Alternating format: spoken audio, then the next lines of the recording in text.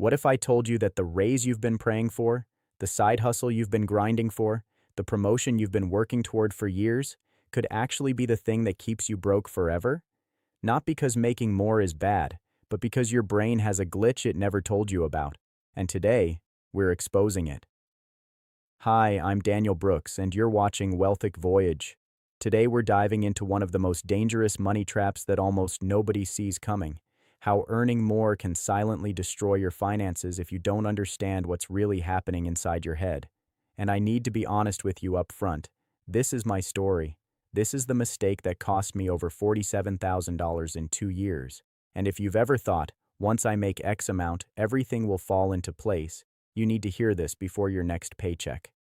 Let me take you back to 2019. I was 26 years old, living in a studio apartment that I could barely afford, driving a car with 167,000 miles on it, and bringing home $2,800 a month after taxes.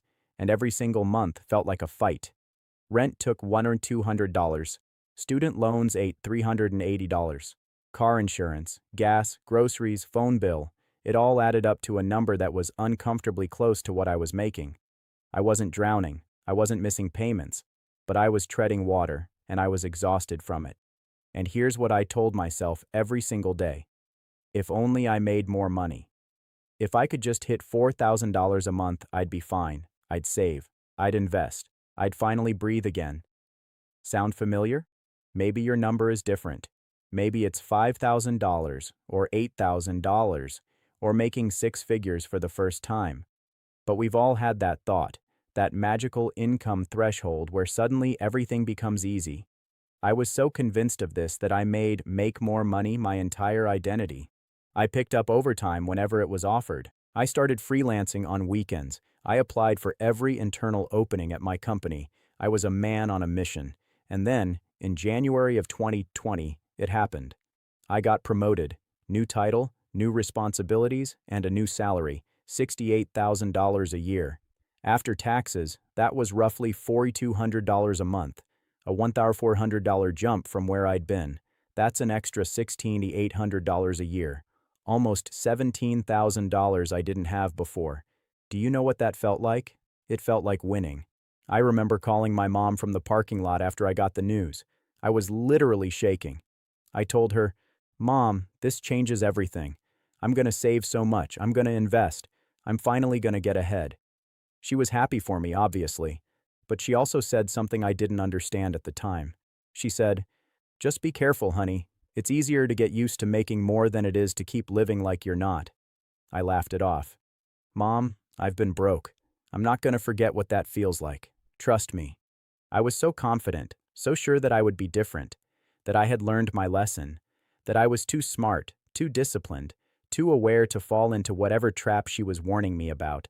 I was wrong, not kind of wrong, not a little wrong, completely, expensively, embarrassingly wrong. Here's exactly how it happened. Because it wasn't one big decision, it was 50 tiny ones that each seemed completely reasonable. Week 1. I got my first bigger paycheck, and I thought, you know what? I should celebrate this. I've been grinding for 2 years. I deserve something. So I upgraded my phone. My old one worked fine, but the battery was getting weak and the screen was cracked. And hey, I'm making more now. Why not? $850. Done. Week 2. I'd been eating the same cheap lunch every day. Sandwiches I made at home, leftovers, the occasional $7 Subway when I couldn't handle another turkey on wheat. And I thought, you know what? I don't have to do that anymore. I can afford to buy lunch sometimes. So I started buying lunch 3 times a week. $12, $13 a pop. No big deal, right? I'm making way more now. Week 3. My car, the one with 167,000 miles, needed new brakes. In the old days, this would have been a minor crisis. I would have stressed about it for days, shopped around for the cheapest mechanic, maybe even put it on a credit card and paid it off over 2 months. But now, I just handled it. Got it done. Paid cash. Didn't even think twice. And that felt amazing. For the first time ever, a surprise expense didn't derail me. I thought, this is what financial freedom feels like. Week 4. I looked around my apartment. The same studio I'd been in for 3 years. The furniture I'd gotten secondhand off Craigslist, the mattress that was starting to sag in the middle, and a very quiet voice in my head said, "You don't have to live like this anymore." So I started browsing, just looking, not committing to anything. That's how it always starts. Just looking. 6 months later, here's what my life looked like. My apartment. I'd moved into a one-bedroom in a nicer building. Rent went from $1,200 to $1,650. That's an extra $450 a month, or $5,400 a year. Reasoning. I work from home sometimes. I need the space, and the gym in the building means I cancel my old gym membership, so it basically pays for itself. It did not pay for itself. My car. The old one finally died, rest in peace, and instead of replacing it with another reliable used car for $8,000, $10,000, I leased a brand new Honda Civic for $389 a month. Reasoning. It's safer, better gas mileage, no repair costs, and I deserve something nice after everything I've been through. My subscriptions. I added Hulu, Disney Plus, a premium Spotify family plan I shared with nobody, a meal kit delivery service I used for 3 weeks and then kept paying for 6 months because I kept meaning to cancel it, a fancy coffee subscription, 2 new apps with monthly fees, each one $10, $15, $20, nothing that felt significant. But together, another $120 a month disappearing into the ether, my social life. Suddenly I was saying yes to everything: happy hours, dinners out, weekend trips, concerts, friends' weddings in other states, birthday gifts that were more generous than I used to give. In my broke days, my default answer was no. Now my default answer was yes, and it felt good. It felt like I was finally participating in life instead of watching it from the sidelines. My wardrobe. I stopped shopping at discount stores and started buying better quality clothes. Not crazy, not designer or anything, but instead of a $25 shirt, I'd spend $60. Instead of $40 jeans, I'd spend $90. And I was buying them more frequently because, well, I could. Now, individually, every single one of these decisions was defensible. If you had asked me at the time, I could have justified each one. The apartment is an investment in my quality of life. The car is practical and safe. These subscriptions bring me joy and convenience. Experiences are worth more than things. Buying quality saves money in the long run. And here's the insidious part. I believed those justifications. I wasn't lying to myself. I genuinely thought I was making smart choices. But let's add it up. Let's look at what changed in my monthly expenses. Category before-after difference: rent, $1,200, $1,650, $450 car, payment plus insurance, $85, $485, $400 food, groceries, plus dining out, $325, $80, $260 subscriptions and services, $45, $165, $120 shopping, clothing, $50, $180, $130 social entertainment, $80, $280, $200 miscellaneous, $100, $250, $150 total increase in monthly spending, $117 to $10. Now remember, I was bringing home an extra $400 a month. My expenses went up by $1,710. My income went up by $400. Do you see the problem? I wasn't just failing to save the difference. I was spending more than the raise. Every single month, I was going backward by $310 compared to where I would have been if I'd just stayed exactly the same. Over the course of that first year, that's $3,720 in overspending compared to my old baseline. And it got worse in year 2. Because once you've upgraded your life, it's almost impossible to downgrade. You can't easily move back into the studio. You can't return the car lease without penalties. You can't tell your friends, "Sorry, I can't come to your wedding anymore. I realized I was spending too much." By the time I woke up to what was happening, I had increased my annual spending by over $20,000 while only increasing my income by $16,800. Where did that gap go? Credit cards. For the first time since college, I was carrying a balance. Not huge, $3,000, $4,000, but it was there, growing slowly, accumulating interest. While I told myself I was doing fine, because I was making more money than ever before, I was making more, I was spending even more, and I was slowly, quietly drowning in a way I refused to acknowledge. So why? Why do our brains do this to us? Why does making more money so often lead to being equally, or more, broke? There are three psychological forces at work here, and understanding them is the only way to protect yourself. Force number one, lifestyle creep, aka lifestyle inflation. This is the official term for what I just described. As your income rises, your spending rises to match it, often without you even noticing. It happens because we don't think in percentages, we think in dollars. A $50 dinner doesn't feel like anything when you're making $4,000 a month. But if you used to make $2,800 and you never would have spent $50 on dinner then, that's lifestyle inflation. The danger is that it feels like progress. Moving into a nicer place feels like leveling up. Driving a better car feels like success, and it is progress, to a point. But if your spending rises faster than your income, you're not progressing. You're treadmilling.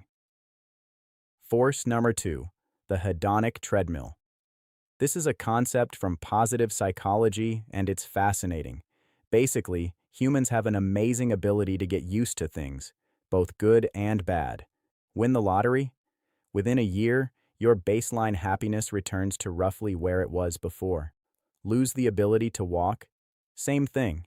You adapt, and your emotional baseline normalizes. Apply this to money. When you get a raise, it feels amazing for about 3 months. Then it becomes your new normal. The excitement fades. The extra money stops feeling like extra. It starts feeling like what I have. And once that happens, you need another boost to feel that same thrill. A newer car, a bigger apartment, a better vacation. The bar keeps moving, and you keep chasing it. Force number three, identity shift. This is the one nobody talks about. When you've been broke, or even just tight on money, for a long time, part of your identity becomes person who doesn't spend money. You're frugal, you're careful, you're responsible. You take pride in not wasting money on things you don't need. But when your income jumps, that identity gets destabilized. You're not the broke person anymore. So who are you? For many of us, the answer becomes, I'm someone who can afford nice things. And we swing hard in that direction to compensate for all the times we couldn't. It's not logical, it's emotional. It's a rebound relationship with money.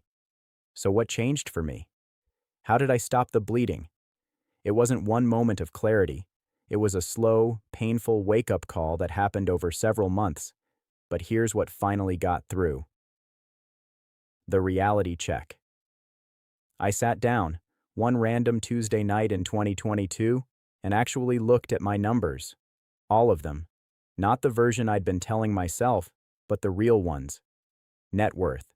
Lower than it was before my raise. Savings rate. Actually negative some months. Debt. Slowly climbing.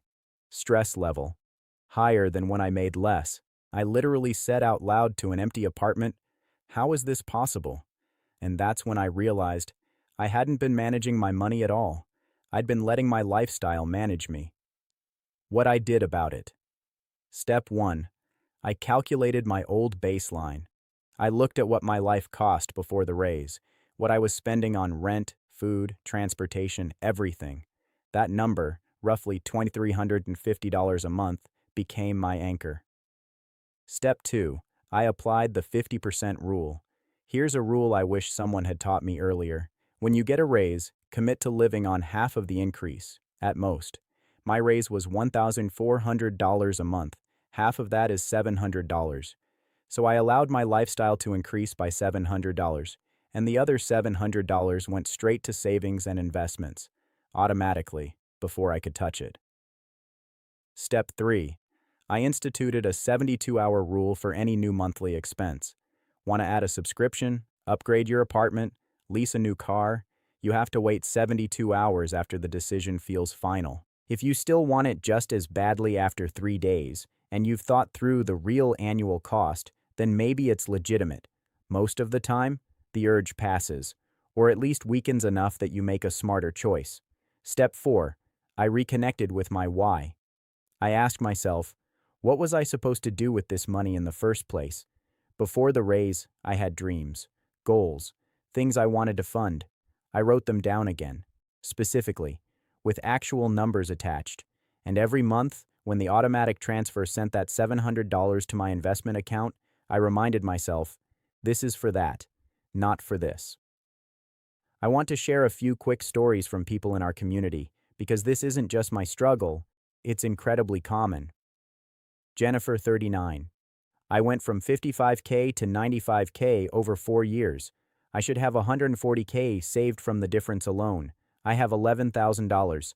I honestly don't know where the money went. It just evaporated into a nicer house, a better car, private school for my kids, vacations that used to be once in a lifetime and became annual. I look back and I can't point to one bad decision. It was 1,000 small ones. Derek, 31. My income tripled when I switched from a nonprofit to tech sales. Within 18 months, I had more credit card debt than I'd ever had in my life. I was making 140K and feeling broker than when I made 45K. Because at 45K, I knew I couldn't afford stuff. At 140K, I assumed I could afford everything. I was wrong. Amara, 27. I got a remote job and moved from San Francisco to Austin. Huge cost of living drop, same salary. I should have banked thousands every month. Instead, my spending just expanded to fill the space. Nicer place, more eating out, Ubers instead of buses. I traded one expensive lifestyle for a different one and called it downsizing. If any of these stories made you uncomfortable, good. That discomfort is your brain recognizing something true. So here's what I want you to walk away with today. And I want you to really sit with this, because it took me years and tens of thousands of dollars to learn it. More money doesn't change who you are, it amplifies who you are.